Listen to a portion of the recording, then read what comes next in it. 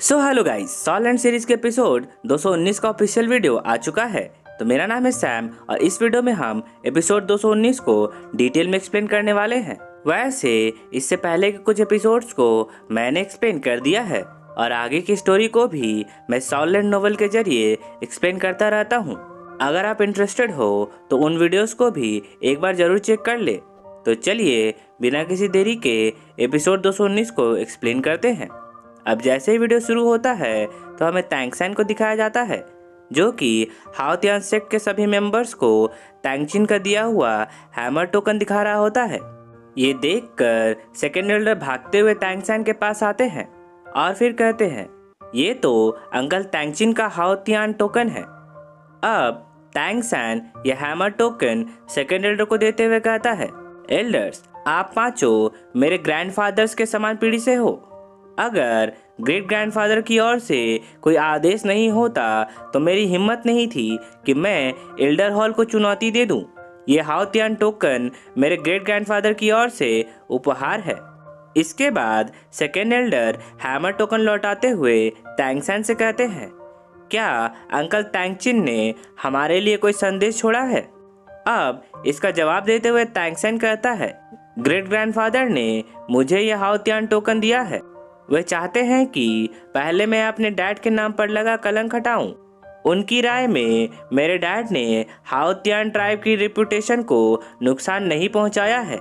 दूसरी सबसे महत्वपूर्ण बात जो ग्रेट ग्रैंडफादर ने मुझसे कहा था वो ये है कि मैं हाओतियान सेक्ट को गौरवान्वित हाओतियान सेक्ट बना दूं। तैंगसन की बात सुनकर सभी एल्डर्स और डिसाइपल्स खुश हो जाते हैं। इसके बाद तैंगसन आगे कहता है कि इसी वजह से ग्रेट ग्रैंडफादर को लगा कि ग्रैंडफादर का लिया हुआ फैसला भले ही कुछ समय के लिए हाओतियान सेक्ट की रक्षा कर सकता है, लेकिन इसकी वजह से हाओतियान सेक्ट अपनी सबसे कीमती चीज को खो भी सकता है। ये सुनते ही तैंगजियाओ रिप्लाई देते हुए कहते हैं, अतीत में डैड को भी बहुत कुछ सहना पड़ा था। हालांकि चारों सपोर्टिंग ट्राइब्स को अलग करने का निर्णय लेना उनके लिए भी अधिक मुश्किल था, लेकिन कभी कभी आगे बढ़ने के लिए एक कदम पीछे हटना जरूरी होता है। इसलिए जब तक हमारे पास मौका है तब तक हाओतियान सेक्ट निश्चित रूप से साउल मास्टर वर्ल्ड में फिर से उतर सकता है। तैंगजियाओ की बात सुनकर तैंगसन कहता है, मैं समझता हूँ कि ग्रैंडपा ने पूरे सेक्ट के सदस्यों की रक्षा करने की जिम्मेदारी ली थी।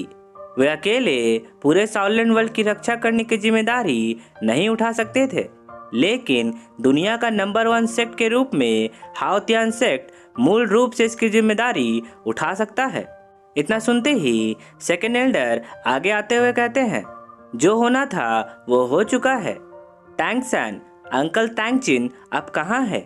अगर वे वापस आ गए और सेक्ट को लीड करने लगे तो हाओतियान सेक्ट का पतन कभी नहीं होगा।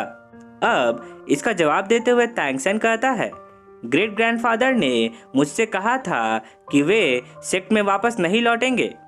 ये सुनकर तैंगजियाओ तैंगसन से कहते हैं, अगर ऐसा है तो ग्रैंडपा तैंगचिन ने ये हाओतियान टोकन तुम्हें सौंप दिया है ताकि तुम हाओतियान सेक्ट के चीफ एल्डर के पदभार को संभालो।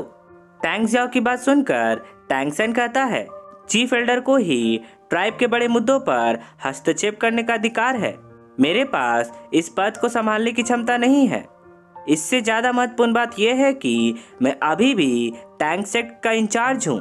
अब सेकेंड एल्डर उस हैमर टोकन की ओर देखते हुए कहते हैं, क्योंकि अंकल तैंगचिन ने अपने मन से यह हाओतियान टोकन तुम्हें सौंपा है, इसका मतलब है कि उन्होंने तुम्हारी एबिलिटीज और पर्सनालिटी को पहले ही पहचान लिया है, इसलिए तुम्हें भी अब मना करने की जरूरत नहीं है।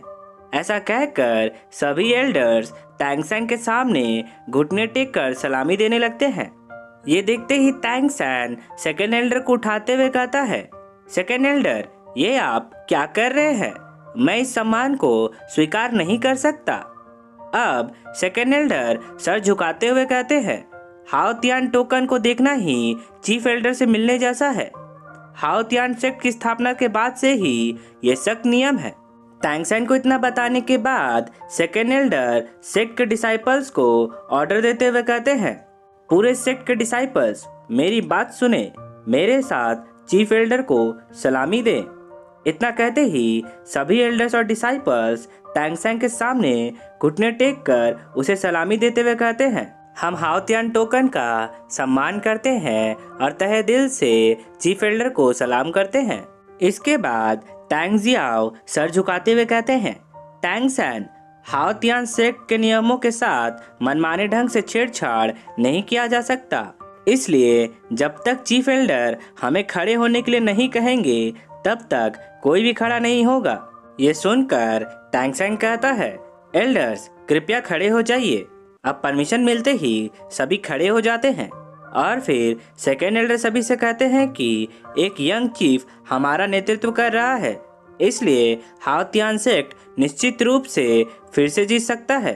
सेकेंड एल्डर की बात सुनते ही टैंगसैंग कहता है, मुझ पर विश्वास करने के लिए सभी एल्डर्स को धन्यवाद। हाओतियान सेक्ट किसी एक का हाओतियान सेक्ट नहीं है, बल्कि हाओतियान सेक्ट पूरी दुनिया का है। हमें ना केवल इसकी ग्लोरी को दोबारा हासिल करना है, बल्कि हमें पूरे सॉल वर्ल्ड की रक्षा भी करनी है। इस नए तरीके से दुनिया में नंबर 1 सेक्ट की उपाधि को शर्मिंदा नहीं होना पड़ेगा।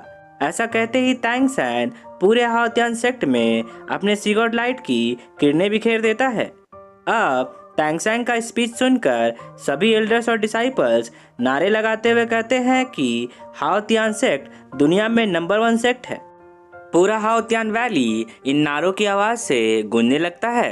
ये देखकर अब टैंग जियाओ मन ही मन कहते हैं कि अगर डैड ये दृश्य देख रहे होंगे तो उन्हें निश्चित रूप से बहुत सुकून मिल रहा होगा। इसके बाद सीन चेंज होता है और सभी अपनी अपनी जगह लौटने लगते हैं। अब टैंग हाओ हिचकिचाते हुए टैंग जियाओ से ओल्ड चीफ के मेमोरियल के पास जाने की बात रखते हैं। ये सुनकर टैंग जियाओ कहते हैं कि ब्रदर, मैं तुम्हारी भावनाएं समझता हूँ, लेकिन तुम इस टूटे फूटे हालत में डैड और बाकी पूर्वजों के पास नहीं जा सकते हो, इसलिए मैं तुम्हें कुछ देना चाहता हूँ। ऐसा कहकर टैंग जियाओ टैंग हाओ को उनके अलग हुए सॉल बोन्स वापस लौटाते हैं। अपने सॉल बोन्स को वापस देखकर टैंग हाओ शॉक हो जाते हैं। इसके बाद टैंग जियाओ टैंगसैन की ओर देखते हुए कहते हैं, आयन को देखकर मैं समझ गया था कि टैंगसैन तुम्हारी हालत को ठीक करने में मदद कर सकता है। टैंग हाओ, ये दोनों सॉल बोन्स वास्तव में तुम्हारे हैं। तुम्हारे लिए इसे एब्जॉर्ब करना ज्यादा आसान होगा। इतना सुनकर टैंग हाओ टैंग जियाओ से कहते हैं, नहीं ब्रदर, ये सॉल बोन्स अब सेक्ट की संपत्ति है। मुझे इसे दोबारा स्वीकार करने में शर्म आती है। ये सुनकर टैंग जियाओ टैंग हाओ का हौसला बढ़ाते हुए कहते हैं, ब्रदर, तुम ही हमेशा से हाओतियान सेक्ट की शान हो, इसलिए मेरी बात मानो और इसे ले लो। अब टैंग जियाओ के मुंह से इतनी बड़ी बात सुनकर टैंग हाओ मना नहीं कर पाते हैं और वे उन दोनों सॉल बोन्स को एक्सेप्ट कर लेते हैं। इसके बाद सीन फिर से चेंज होता है और हाओतियान सेक्ट के किसी कमरे के अंदर हमें टैंगसैन और टैंग हाओ को दिखाया जाता है। कमरे के बाहर टैंग जियाओ शावू और आयन को दिखाया जाता है, जो कि टैंग हाओ के ठीक होने का इंतजार कर रहे थे।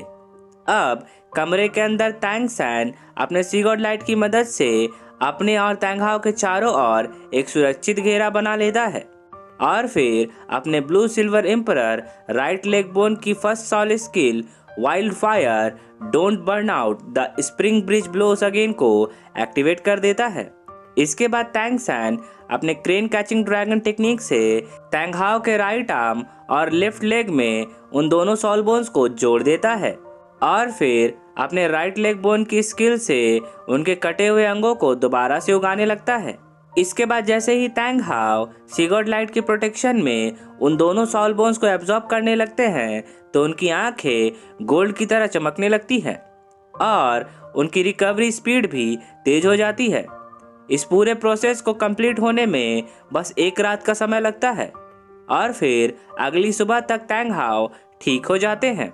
इसके बाद जैसे ही टैंगसैन उस कमरे के दरवाजे को खोलकर बाहर निकलता है और टैंग हाओ को सही सलामत आयन के पास लाकर खड़ा करता है तो आयन अपनी खुशी को रोक नहीं पाती है और फिर जल्दी से जाकर टैंग हाओ से लिपट जाती है।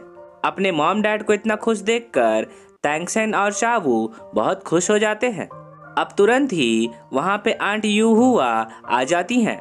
ये देखकर तैंगसेन और शावू उन्हें ग्रीट करते हैं। अब तैंग यूहुआ उन सभी को ओल्ड चीफ के मेमोरियल के पास चलने के लिए इनवाइट करती है।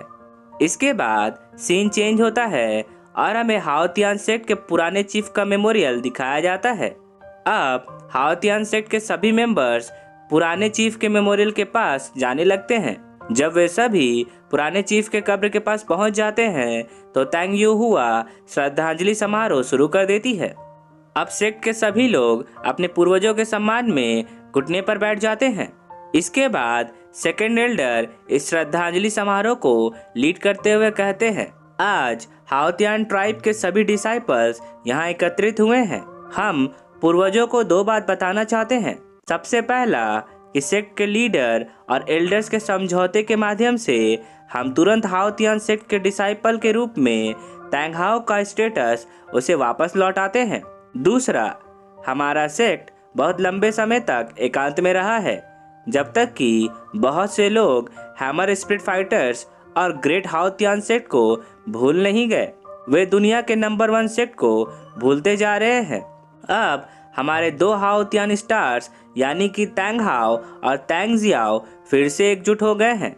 सेक्ट चीफ के पद को पहले से ही तैंगसेन के रूप में एक उत्तराधिकारी मिल चुका है। इसलिए अब समय आ चुका है कि हम सॉल मास्टर्स की दुनिया में वापस लौटे और हाओतियान सेक्ट की ग्लोरी को वापस हासिल करें। इतना कहने के बाद सभी एल्डर्स एक एक करके उठते हैं और पुराने चीफ के कब्र के पास जलती हुई अगरबत्तियां लगाने लगते हैं। तैंग हाओ भी गहरे सम्मान के साथ जलती हुई अगरबत्ती लगाते हैं। इसके बाद तैंग यूहुआ सलामी देने के रस्म को शुरू करती है। पहली सलामी में सभी लोग जमीन पर माथा टेक कर पुराने चीफ को सलामी देते हैं और उन्हें सम्मान प्रकट करते हुए कहते हैं, पूर्वज हमें आशीर्वाद दे। पूर्वजों के आशीर्वाद के लिए सभी प्रार्थना करें। अब तैंग जियाओ पहली सलामी के साथ अपने पूर्वजों से प्रार्थना करते हुए कहते हैं, डैड, ब्रदर तैंग हाओ घर वापस आ गए हैं। आप निश्चित रूप से आराम कर सकते हैं। दूसरी सलामी के साथ तैंग हाओ प्रार्थना करते हुए कहते हैं, डैड, आपका कर्तव्यहीन बेटा तैंग हाओ और उसका पुत्र तैंगसेन निश्चित रूप से हाओतियान सेक्ट को पुनर्जीवित करने में बड़े भाई की सहायता करेंगे। अब अंतिम सलामी देने के बाद सभी लोग खड़े हो जाते हैं और वापस लौटने लगते हैं, पर तैंग हाओ गहरे पश्चाताप के कारण नहीं उठते हैं और वहीं बैठे रहते हैं। ये देखकर तैंग जियाओ तैंग हाओ के पास आते हैं और उन्हें सांत्वना देने की कोशिश करते हैं। अब तैंग हाओ सभी से कहते हैं कि आप सभी लोग घर वापस लौट जाएं। मैं बस अपने स्वर्ग पिता के साथ कुछ और समय बिताना चाहता हूँ। तैंग हाओ को इमोशनल होता देखकर आइएन भी इमोशनल हो जाती हैं। इसके बाद तैंग जियाओ तैंगसेन की तरफ देखते हुए कहते हैं, तैंगसेन, तुम मेरे साथ आओ, मेरे पास तुम्हारे लिए कुछ है। ये सुनते ही तैंगसेन तैंग जियाओ के साथ लौट जाता है और फिर आंट यूहुआ भी आइएन और शावू को लेकर लौट जाती हैं। पर तैंग हाओ वहीं पर अपने पिता के कब्र के पास बैठे रहते हैं और अपने पिता को याद करके सलामी देते रहते हैं। और फिर यहीं पे एपिसोड 219 का पहला पार्ट खत्म होता है। इसका सेकंड पार्ट मैं जल्दी अपलोड कर दूंगा। सो गाइज, आई होप कि आपको ये वीडियो अच्छी लगी होगी और अगर आपको मेरा एक्सप्लेनेशन पसंद आया हो तो इस वीडियो को एक लाइक करना तो बनता है। और अगर आप एक नए एनाइम लवर हैं तो मेरे चैनल को जल्दी से सब्सक्राइब कर ले, क्योंकि मैं ऐसे ही वीडियोस लाता रहता हूँ। तो अब मैं आपसे मिलता हूँ नेक्स्ट वीडियो के साथ। तब तक के लिए take care and good day.